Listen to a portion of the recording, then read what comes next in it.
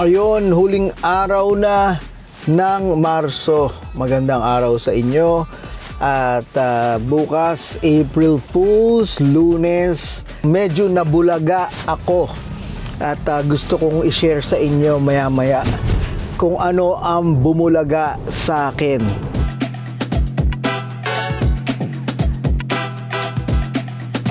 Pero ngayon, the usual taping sa studio at maraming editing kung ano-ano rin mga pinagagawa ng team noong weekend. So makikita natin. Pero yun, enjoy the show.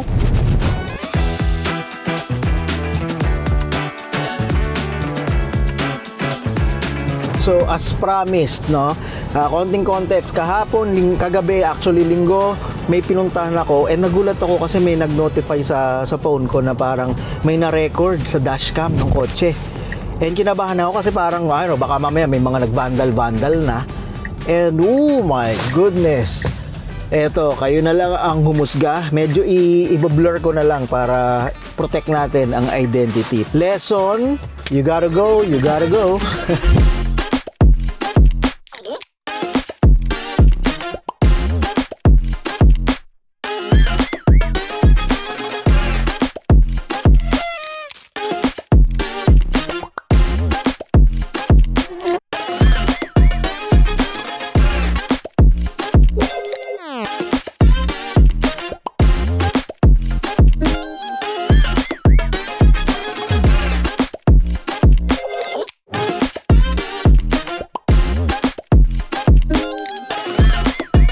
Ano ba ang nangyari? Anong update sa akin? Lumabas na yung baby ko last week, Wednesday ng madaling araw. Siyempre, ang saya ng feeling ng may bagong baby and safe na delivery. Kasi para sa akin, yun lang talaga yung wino-worry ko. Yung pregnancy tsaka yung delivery.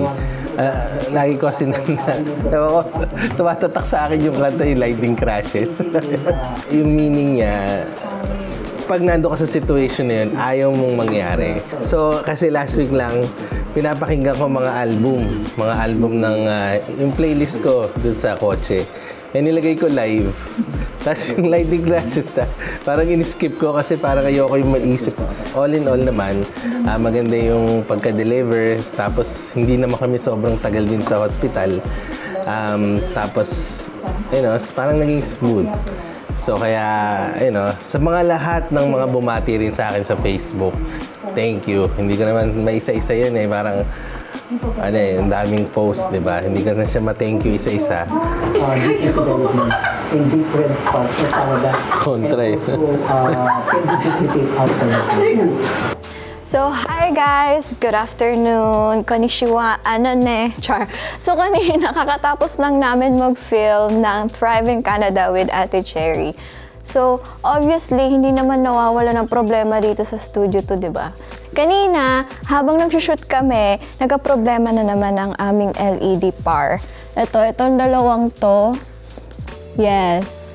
There you go. You see it? To start kami mag-film, hindi pa siya nagkaka-problema. So, nung patapos na, tinawagan ko si Kuya na nag-flicker na naman.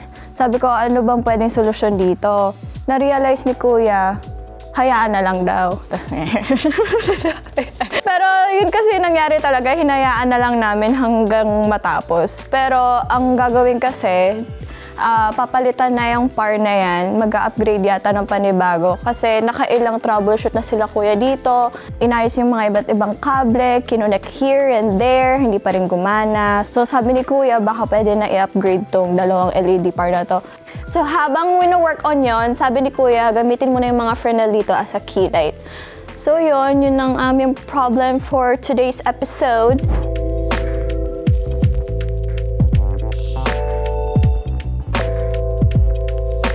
Punta kami sa aking favorite mall, Pacific Mall.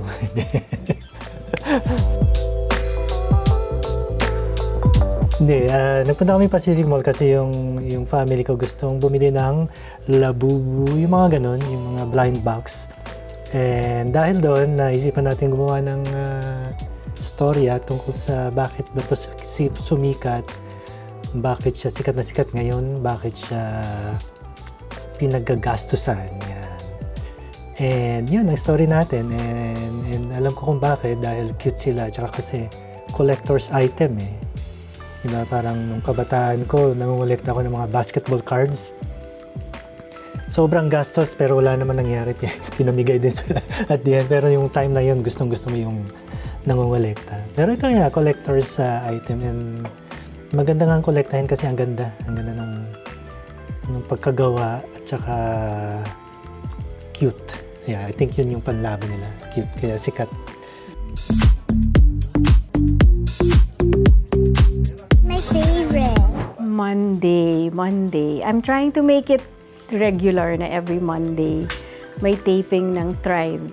Coordinate ng mga guest. Kanina may guest tayo na nagturo ng mga funding opportunities for small businesses. What do they get as members? Marami kaming program aside from pinopromote namin sila sa buong community. Merong kaming Save on Gas program, incubator program, merong kaming mga social media, and ipopromote namin sila in different events across Canada. Nakakatuwa rin yung personal story nila. I-guess ko nga sila sa podcast eh.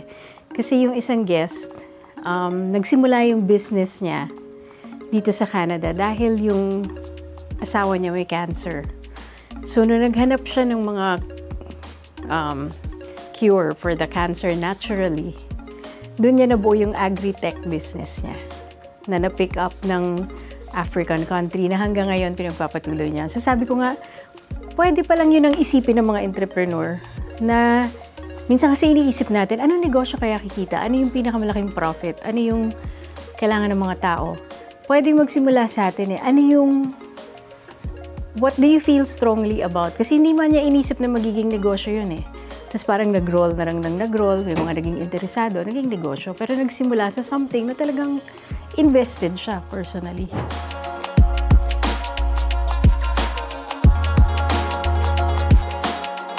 Sa Pacific Mall, medyo kailangan discreet kapag nag-shoot. So, sinuggest mo nga, Philbert, na phone na lang gamitin mo. Tapos, okay, sige. So, sinubukan ko nga.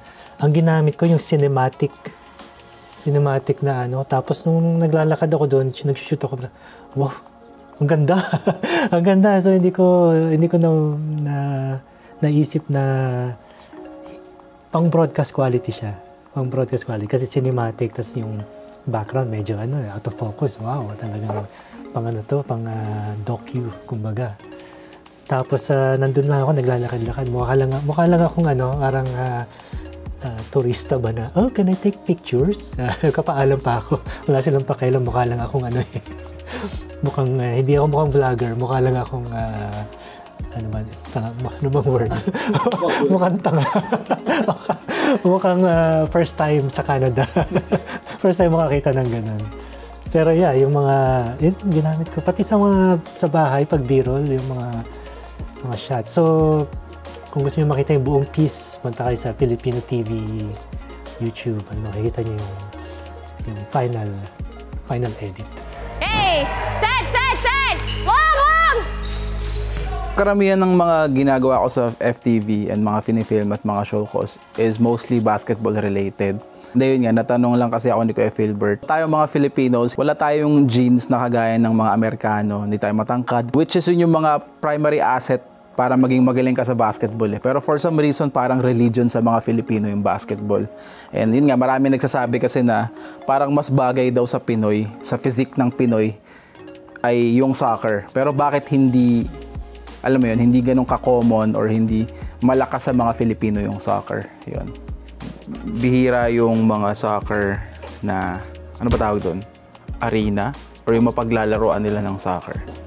That's one, kaya hindi naglalaro.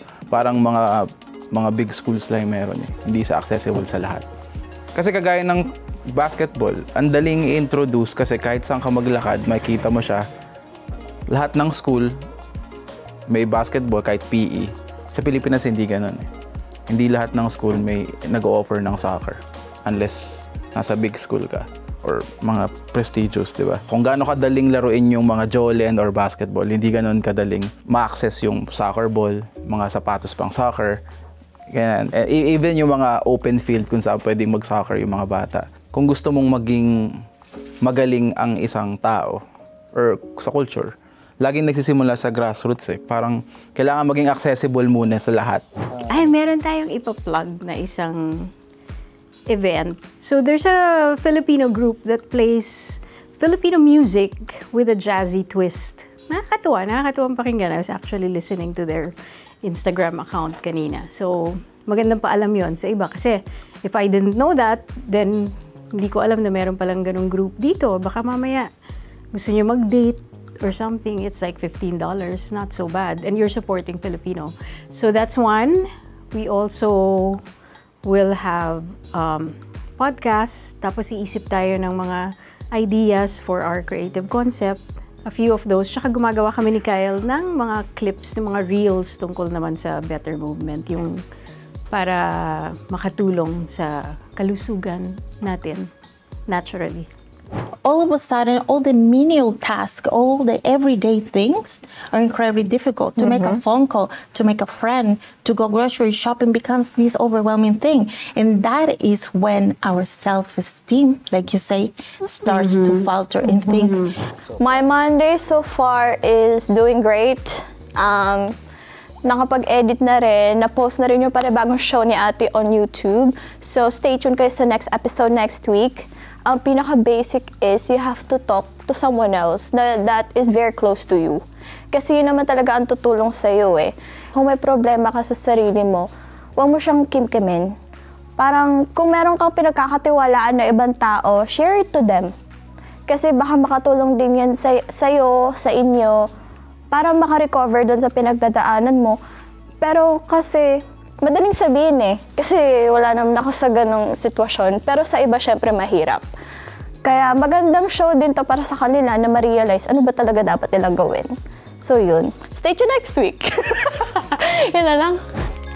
Ten, ten, ten, ten, ten, ten, ten, ten.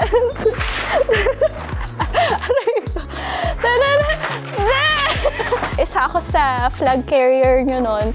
So, sa Marikina, sa Cainta, sa Cubao, hello, for sure nakita niyo ako. Tanan!